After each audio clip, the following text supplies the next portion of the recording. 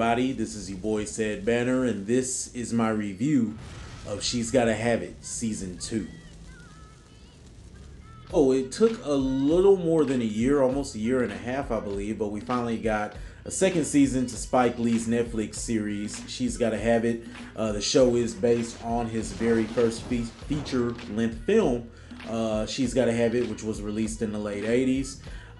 If you saw my first review for the first season, I was very surprised by it because of course, it's no secret I'm not a Spike Lee fan overall. And if you want to know why, just go back and look at the first review. I won't put you through that again.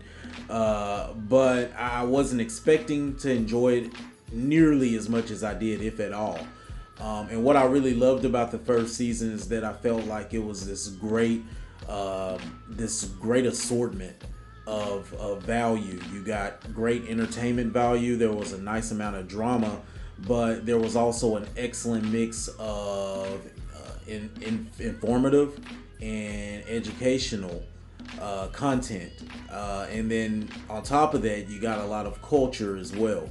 I loved that mix there, and Spike Lee's always tried to do that in his other works, and it just didn't work for me. It was a little too erratic most times for me. But I just felt like season 1 of this series really got it right, and it really made me appreciate his style. So now we are at season 2, and it's still 8 episodes, just as the first season was. I'll go ahead and say that the first half of the season it disappointed me because I was kind of, going into this season coming off of the high that the first season had established. This season started off as if it's as if they didn't know where they really wanted to go with this particular season. It was kind of all over the place. You got a little bit of updates. You got a few updates on what was going on with some of the characters. The 3 guys, part of Nona's the main character, were part of Nona's trio that she had. You had Jamie, Greer, and Mars. You got a brief updates on them. I felt like it focused more so on Mars, and then Jamie was a close second. Greer was almost non-existent for most of this series, and I'm not really complaining about that, but it just made it feel unbalanced. There was also a lot of jumping around because while these people really aren't involved with each other anymore, in order to keep us up to date, we're having to jump back. Meanwhile, we're also, being kept abreast of what's happening with the main character, Nona, played by Dawana Wise, now in a full-blown lesbian relationship with Opal, who you may remember from the first season. So that's where that's where it starts you off, and then from there, it kind of just goes its own way, which you may enjoy, you may not. I will say the performances here, overall, they were kind of, I'll be honest, I feel like for the most part, most of the cast wasn't really given ample opportunity to really give great performances in this season, as I felt they were in season 1. This season is pretty much, it's leaning on the strength of like I said, the informative and the educational content, as well as the cultural aspect.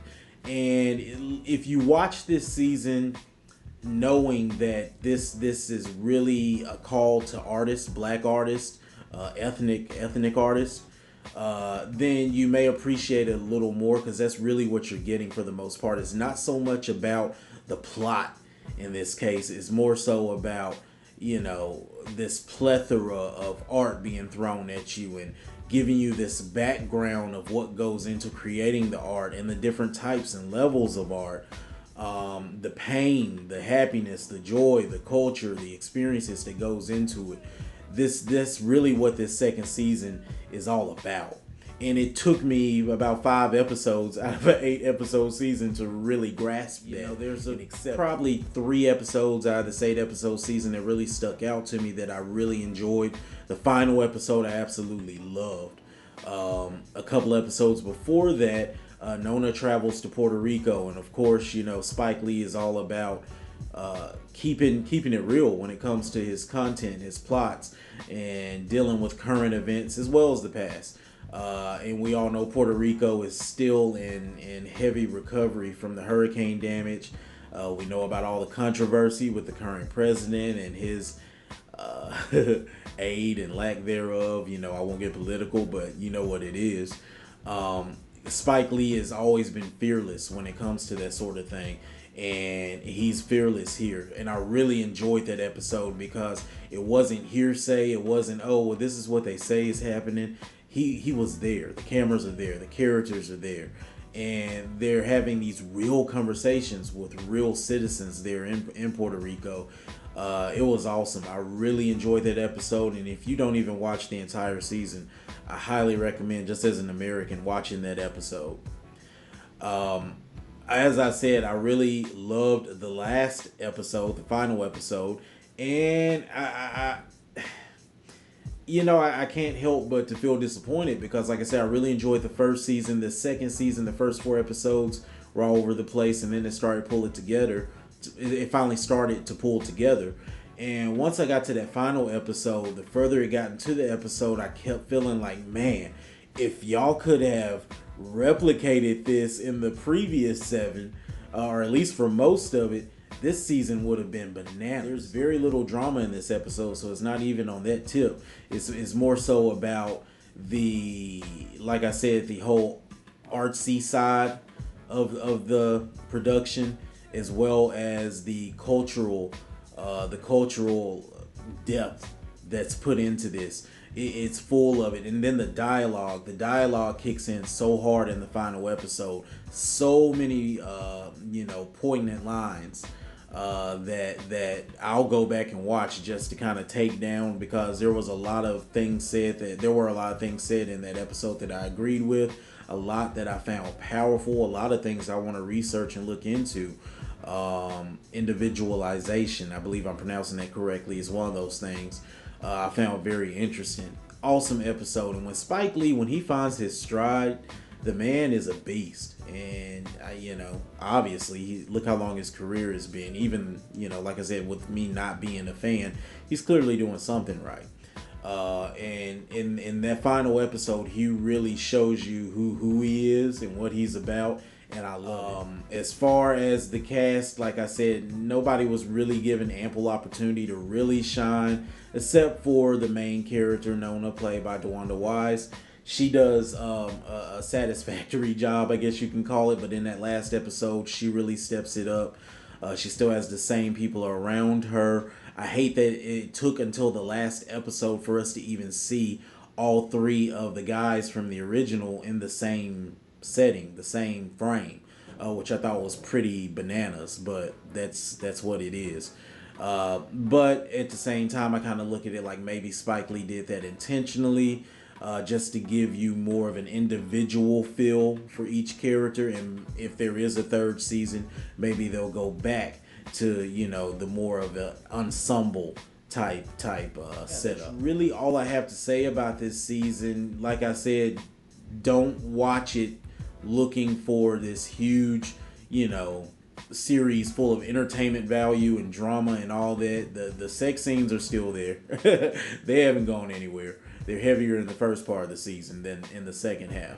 But like I said, if you want to watch something informative, educational, if you really like to watch and basically watch and be informed on the happenings in culture and backgrounds and what causes different things and what motivates different parts of different cultures, you'll love this. You will love this. And also what I loved most is how Spike Lee showed the connection in cultures. I think a lot of us in America, Black Americans, may look at Puerto Rico as, like it's another country. Well, I know that. And Spike Lee does a great job of really showing the connection and showing how much we really are one, ethnic people all together. I really love that. So yeah, that's all I have to say about it. So my rating for She's Gotta Have It season 2 is, it is a step down in entertainment value but a strong step up in informative and educational value. That will be my rating. Like I said, if you watch it for nothing else, you can at least watch it to get that. And I do feel like there will be a season 3, and you'll want to be caught up, of course. As you could probably tell, I enjoyed it for what it was, but I did not enjoy it as much as the first season, just keeping it real. But, like I said, not being a Spike Lee fan, any type of enjoyment I get out of his work, I'll take it, and I'm happy. So I didn't feel like it was a waste of time. This episodes are not that long, so check it out. So that concludes this review. Until my next review, hey.